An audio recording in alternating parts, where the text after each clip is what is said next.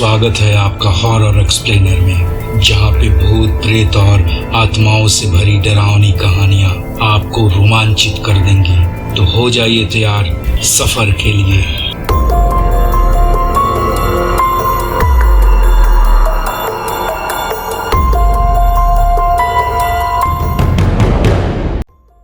सुबह सुबह फोन की घंटी बजते ही मिस शर्मा किचन से भागती हुई ड्राइंग रूम में आई। फोन को पिक करते ही उधर से आवाज आई, रोहन लापता हो गया है। इतना सुनते ही मिस शर्मा के हाथों से फोन छूट जाता है और वो खुद बेहोश होकर जमीन पर गिर पड़ती हैं। दरअसल स्कूल के प्रिंसिपल ने मिस शर्मा को बताया, रोहन पिछले 2 दिनों से स्कूल नहीं आ रहा है। दोपहर होते होते मिस्टर और मिसेस शर्मा दोनों स्कूल पहुंच गए।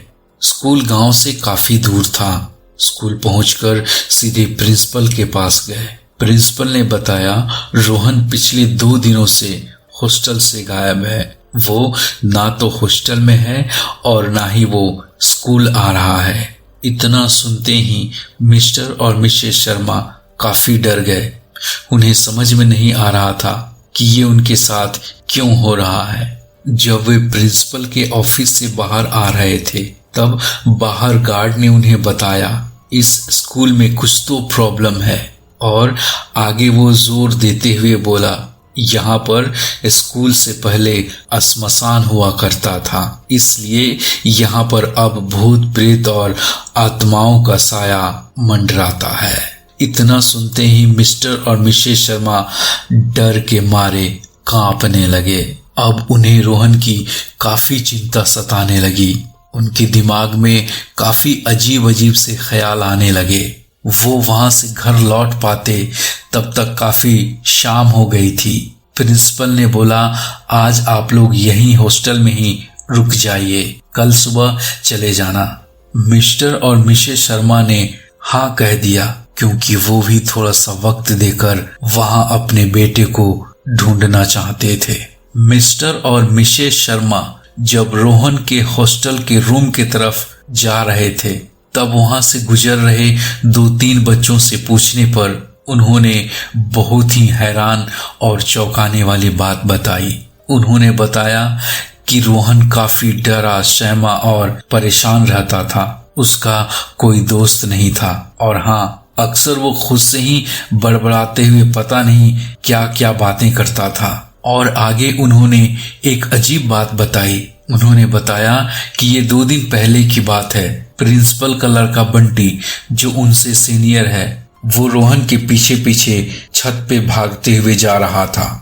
इसके बाद मिस्टर और मिसेस शर्मा रोहन के कमरे में ठहर गए। वो काफी देर तक रोहन के बेड पर पड़े सामानों को देखते रहे और उन्हें देखकर बार बार रोते रहे। उन्हें कब नींद आई पता नहीं चला। सोई हुई मिसेस शर्मा को अचानक एहसास होने लगा, कोई काला सा साया उनके बेड के बिल्कुल नजदीक खड़ा है, जिसकी लाल लाल आंखें हैं, जिसका चेहरा जला जला सा है और वो धीरे धीरे मिसेस शर्मा के नजदीक बढ़ रहा है। वो अब उनको छूने ही वाला था कि एक चीख के साथ उनकी आंखें खुल गईं। मिस्टर शर्मा ने कमरे का लाइट्स ऑन करते हुए पूछा, क्या हुआ? तब मिसेस शर्मा ने बताया, कोई काला साया था जो मेरे नजदीक आ रहा था, मुझे छूने की कोशिश कर रहा था।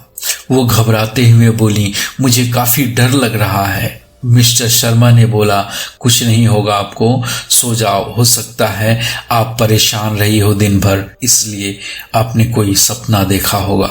उसके बाद काफी देर तक मिस शर्मा सोने की कोशिश करती रही, लेकिन उन्हें नींद नहीं आ रही थी।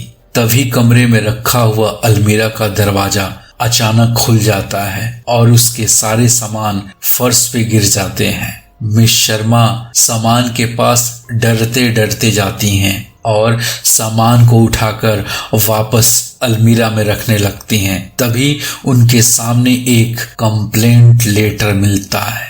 उसमें रोहन ने लिखा था बंटी के बारे में, जो प्रिंसिपल का लड़का भी था। आगे रोहन ने लिखा था, बंटी आए दिन उसे परेशान करता था, टॉर्चर करता था, घंटों घंटों उसके कपड़े खोलकर धूप में रहने के लिए बोलता था, उससे अपने कपड़े धुलवाता था। इतना सब पढ़ते ही मिस शर्मा आग बबूला हो गईं और सुबह उन्होंने पुलिस कंप्लेंट करने का मन बना लिया। ठीक उसी वक्त बंटी अपने कमरे से निकलकर बाथरूम की तरफ जा रहा होता है। तभी उसे एहसास होता है कि उसके पीछे पीछे कोई और चल रहा है और वो उसका पीछा कर रहा है।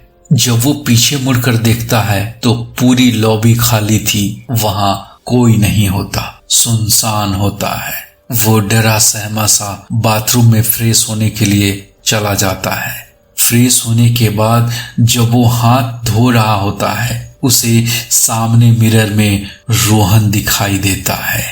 उसे देखते ही बंटी डर जाता है, लेकिन अगले ही पल रोहन गायब हो जाता है। अब बंटी की घबराहट बढ़ जाती है। जब वो बाहर जाने के लिए मुड़ता है तो सामने रोहन होता है। इस बार रोहन को देख बंटी डर के मारे कांपने लगता है।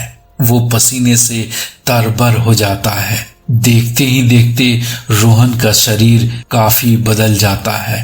वो एक स्मार्ट बॉय से बैड बॉय बन जाता है और वो अजीब खतरनाक रूप धारण कर लेता है, जिसके शरीर पर काफी चोट के निशान दिखाई देते हैं।